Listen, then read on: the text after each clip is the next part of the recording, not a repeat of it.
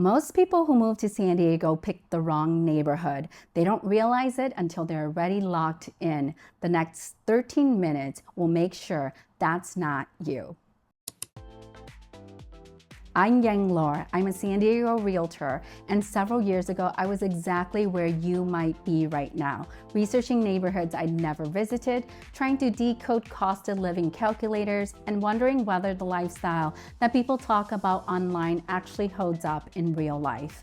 I relocated to San Diego myself, so I've lived the move from both sides of the table, as the buyer trying to figure it out, and now as the professional who guides families, remote workers, retirees, and military households through it every week. On this channel, I share what San Diego is actually like to live in, the neighborhoods, the climate microzones, the cost of living, and the day-to-day realities that don't show up in a relocation brochure. My goal is simple: help you make a more informed move so that when you get here, San Diego feels like the right call from day one. If you're planning a move, whether that's 9 days or 9 months from now, all of my contact information is in the description below. I'd be happy to help you make a smooth move to San Diego.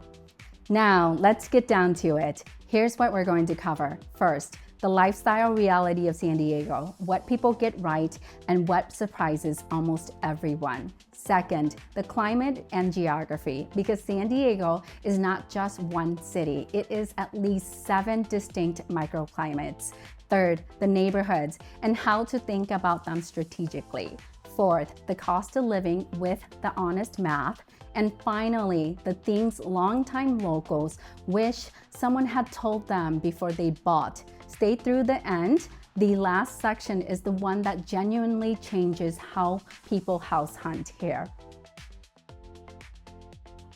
Let's start with the lifestyle, because this is what brings 90% of newcomers to San Diego in the first place. The promise is real, guys. The outdoor lifestyle here is one of the most genuine in any major American city. You can surf before work, hike Torrey Pines on a Saturday morning, eat dinner outdoors in February, and catch a ball game or a concert that same night. The pace here is calmer than Los Angeles, more relaxed than the Bay Area, and far more outdoor oriented than almost any East Coast metro. But here's the part that the marketing doesn't tell you. San Diego rewards a certain kind of lifestyle. Like if you love the outdoors, fitness, casual dining, and a slower social rhythm, you will thrive here. But if your idea of a great city is a dense urban core with late night culture, world-class public transit, and a packed nightlife calendar, San Diego will feel quieter than you expect. It's not a flaw, it's a feature.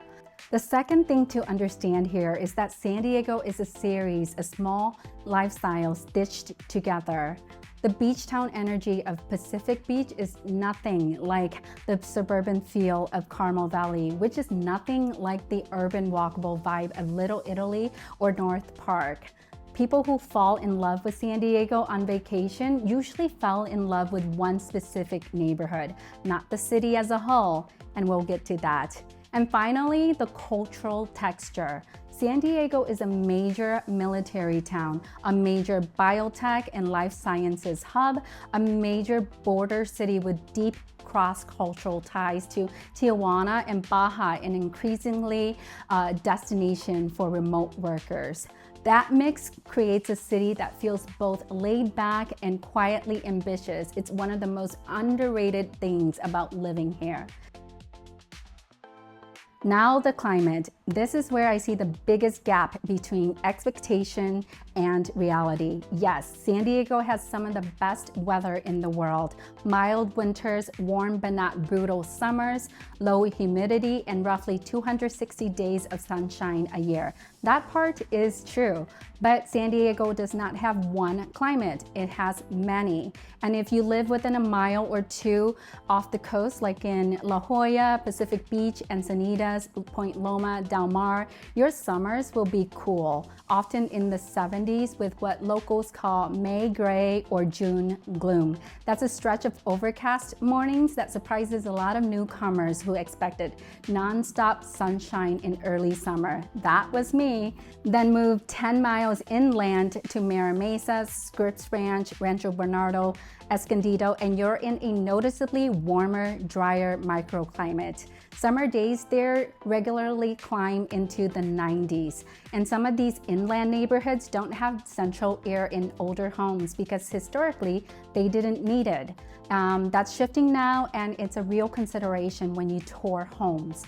Go further east into communities like Alpine, Ramona, or Julian, and you're in a different climate entirely. Cooler nights, occasional snow in higher elevation, and a much more rural feel. The practical takeaway here is that whenever someone asks me, what's the weather like in San Diego? The honest answer is really that it depends on which San Diego. The choice between coastal, inland, and East County isn't just a budget decision, it is a lifestyle and a climate decision that will shape your daily life more than almost anything else. Let's talk about neighborhoods, but I want to give you a framework and not a list because lists go stale and frameworks compound. Think of San Diego in 4 broad zones. Zone 1, the coastal corridor.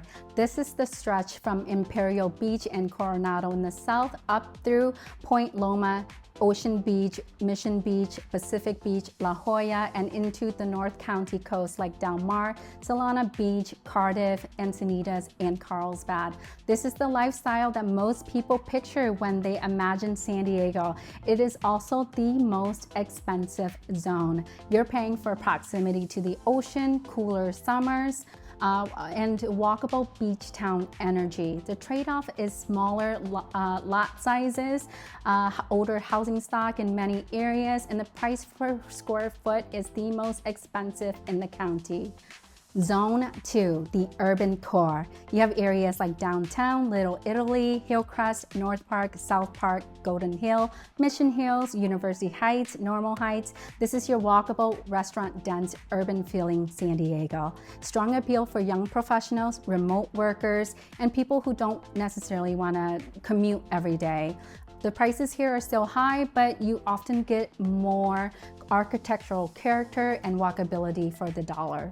Zone 3, the inland family belt. You have areas like Del Sur, Scripps Ranch, Poway, Rancho Bernardo, Mira Mesa, even San Marcos. This is where many families end up. Strong schools, newer construction, larger homes, more yard, more garage space, and significantly more space per dollar than the coastal areas. The trade-off, warmer summers, more car dependent, and you're 20 to 35 minutes from the beach depending on traffic.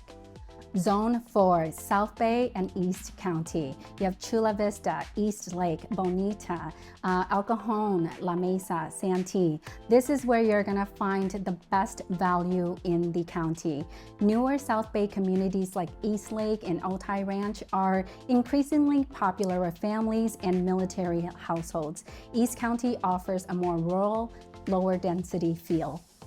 The strategic question isn't which neighborhood is best. There is no best.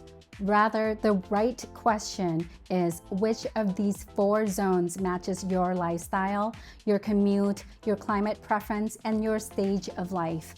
Once you can answer that, the neighborhood question narrows fast. Let's talk about cost of living because this is the conversation that I have most often with relocating clients. San Diego is expensive. There is no spin to that. The housing is the biggest line item by a wide margin, and depending on which zone that we just talked about, you're looking at very different numbers. A coastal condo, a Carmel Valley single-family home, an East Lake new build can each be the right purchase. They're just 3 different financial profiles. Beyond housing, here's what newcomers consistently underestimate: California state income tax is meaningfully higher than what you may be used to, particularly if you're moving from Texas, Florida, Tennessee, Washington, or other no income tax states. Gas, utilities, and groceries also tend to run higher than the national average here. Auto insurance and home insurance have both shifted upward in recent years. And what newcomers consistently overestimate, on the other hand, is the cost of the lifestyle itself. Many of the best things about living in San Diego, the beaches, the hiking trails, Balboa Park, the farmers market, the year-round outdoor weather, they're free or are nearly free. Families that are relocating from cold weather states often find that their entertainment and their travel budgets actually shrink because they no longer need to fly somewhere warm to enjoy life in February. The honest framing that I give my clients is this: San Diego is a city that you buy into for the lifestyle dividend, not for the short-term financial deficiency. The people who thrive here are the ones who treat the higher cost of living as a deliberate trade paid in exchange for a quality of life, climate, and access to one of the most desirable coastal regions in the country. Now the section that I promise, the one that genuinely changes how people house hunt here. First, don't pick your neighborhood from the freeway. San Diego is a city where two streets can have very different feels, and where the line between a great block and a fine block is often invisible from the map.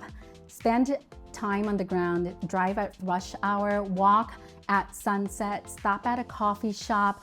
Buyers who skip this step are the ones who regret their choice 12 months in. Second, understand the commute math. San Diego's freeways look manageable, but rush hour on the 5, on the 805, the 15, and the 56, they can dramatically reshape your daily life. A home that is 14 miles from your office on Google Maps can easily be a 45-minute drive at 8 a.m. And if you're working hybrid or fully remote, this matters less. If you're commuting daily, it matters more than almost any other variable. Third, plan for the microclimate. I cannot stress this enough. The difference between coastal cool and inland warm is significant, and it affects everything from your utility bills to your wardrobe to your weekend plans. Visit your shortlisted neighborhoods at the time of year you'd find hardest, like for summer if you run hot, winter if you're used to dry climates, and trust what you feel.